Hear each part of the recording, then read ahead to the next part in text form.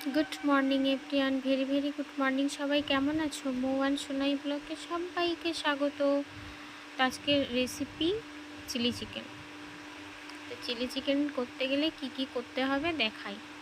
এখন চিলি চিকেনটা আমি এরকমভাবে কেটেছি, কেটে ছোটো ছোটো করে রেখেছি। পেঁয়াজগুলো এরকম চার চৌকো করে তার থেকে ছাড়িয়ে নিয়েছি। আর এটা ক্যাপসিকাম আছে, আর এখানে পেঁয়াজ পাতা, রসুন পাতা। যাদের পেঁয়াজ পাতা রসুন পাতা পাবে না তারা কি করবে, একটু রসুন নেবে সামান্য, আর একটু পেঁয়াজটা একটু বেশি করে নেবে।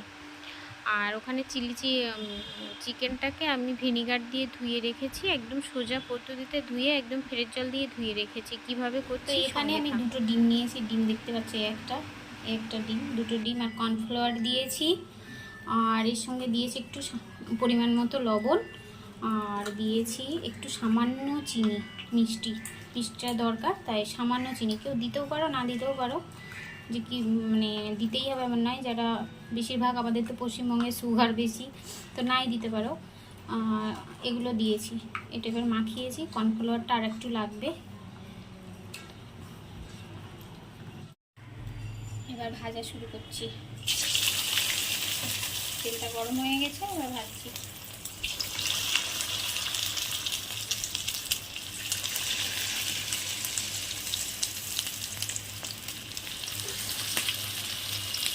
ভাজা হচ্ছে, দেখো কি সুন্দর। আমার বাইরেটা দেখো, ভাজা হচ্ছে। আর একটা কথা বলতে ভুলেই গেছি, আমার মেয়ে তো কোনো সময় বাইরে একা যায় না। আজকে ডিম কিনতে একাই চলে গেছে, পাঠিয়েছি। শেখাতে তো প্রয়োজন না, বাচ্চাদেরও শেখানোর প্রয়োজন। বড় হচ্ছে, কিছুই পারে না, পাঠায় না ভয়ে। আজকে বললাম তুমি যাও, একটা ফোন নিয়ে যাও, আমি এখান থেকে শুনবো। পাশেই আমাদের সব কিছু, তাও একদমই যায় না গেটের বাইরে। আজকে প্রথমবার ও নিজের ডিম কিনে নিয়ে এলো।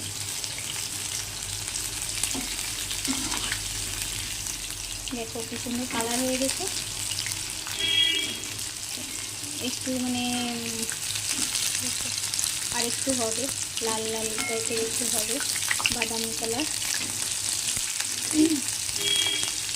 তেলটা কিন্তু সাদা তেল ইউজ করেছি। তেলটা তো গরমই আছে, বেশি করে দিয়েছিলাম, ওই তেলেই করে নেব। সব পেঁয়াজগুলো দিয়ে দিচ্ছি। যে পেঁয়াজগুলো ছিল, এটা একটু জল টল আছে মনে হয়, সেই জন্য ফুটছে। ধুয়েছি তো সেই জন্য। প্রচণ্ড গরম এটা।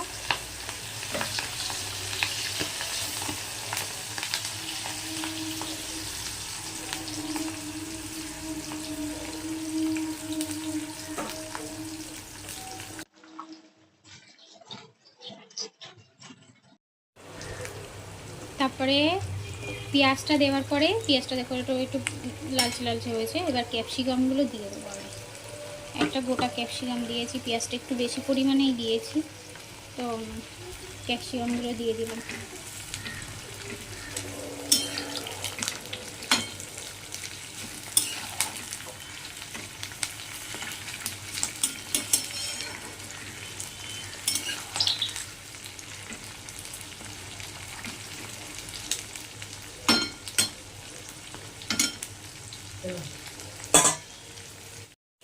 তো দেখো কি সুন্দর কালার হয়ে গেছে।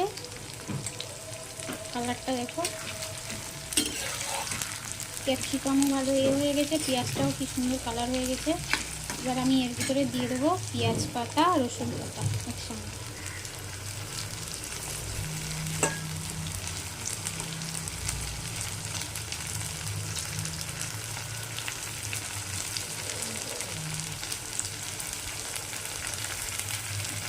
কিষান জামটা ইউজ করেছি, কারণ বাড়িতে খাবো তো, মেয়ে আছে, মেয়ের জন্যই বিশেষ করে।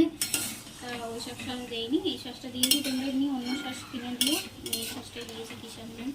তো এটা গ্যাসটা কমিয়ে দিলাম। চিলি সস আর চিলি সস দিয়ে দিয়েছি, দিয়ে আর এটা গ্যাসটা কমিয়ে রেখেছি, কমিয়ে রাখলাম। আর টমেটো সস তো দিয়েছি আগেই, দেখেছো। এটা কমিয়ে রাখলাম, গ্যাসটা একটু কমিয়ে রাখলাম। দিলাম পরিমাণ বেশি জল দেবো না, অল্প জল দেবো। এটা গরম জল, গরম জল দিলে কিন্তু তরকারির টেস্টটাই পাল্টে যায় মানে কালারটাও ভালো আসে। আমাদের সেরকমই ছোটোবেলা থেকে শিখিয়েছে। তো এবার আমি চিকেনটা যে পকোড়াগুলো করে রেখেছি সেগুলো সব দিয়ে দেবো। সোনাইয়ের জন্য রেখে দিতে হবে, কারণ সোনাই এটা খেতে খুব ভালোবাসে। চিলি চিকেনের থেকে এটা খেতে বেশি ভালোবাসে।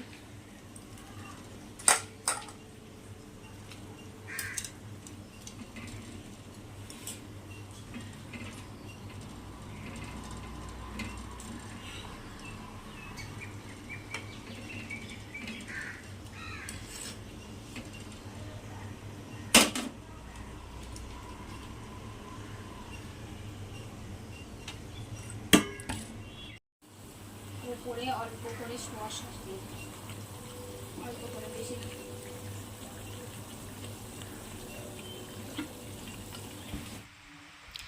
তো বুঝতেই পারছো একদম জমে গেছে। আর বলবো আর কি, একদম জমে গেছে, সুন্দর দেখতে হয়েছে, কালারটাও খুব মানে খুব সুন্দর হয়েছে। কালার দেখলেই মনে খেতে ইচ্ছে হচ্ছে। তো যাই হোক, সুন্দর হয়েছে। যারা নতুন বন্ধু আমার এটা দেখছো তাদেরকে অনেক অনেক ধন্যবাদ দেখার জন্য। আর একটা করে লাইক করে দিও আর সাবস্ক্রাইব করে রেখো, যখনই এইরকম ভিডিও আমি ছাড়বো তো তোমাদের কাছে নোটিফিকেশান চলে যাবে।